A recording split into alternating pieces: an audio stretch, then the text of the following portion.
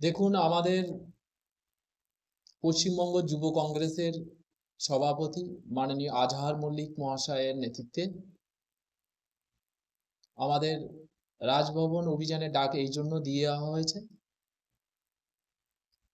প্রতিনিয়ত দেখছি আমরা রাজ্যের বা দেশের বেকার শিক্ষিত ছেলে মেয়ে তারা কর্মহীন হয়ে পড়ছে, তাদের কাজ নেই এবং রাজ্য সরকার এবং কেন্দ্র সরকার তারা ধর্ম নিয়ে রাজনীতি করছে।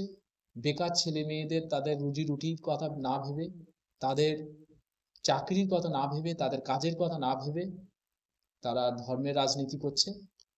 তার জন্য আমরা 18ই ডিসেম্বর রাজভবন অভিযানের ডাক দিয়েছি পশ্চিমবঙ্গ প্রদেশ যুব কংগ্রেসের তরফ থেকে।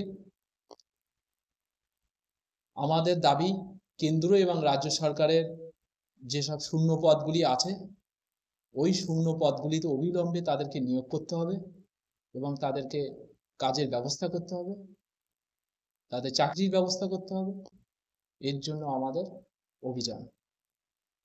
আমাদের এই অভিযানে উপস্থিত থাকবে সর্বভারতীয় যুব কংগ্রেসের সভাপতি মাননীয় উদয় ভানুচি মহাশয় এবং আপামর জনতা সবাইকে এই কর্মসূচিতে, এই অভিযানে আসার জন্য আমরা আহ্বান করব।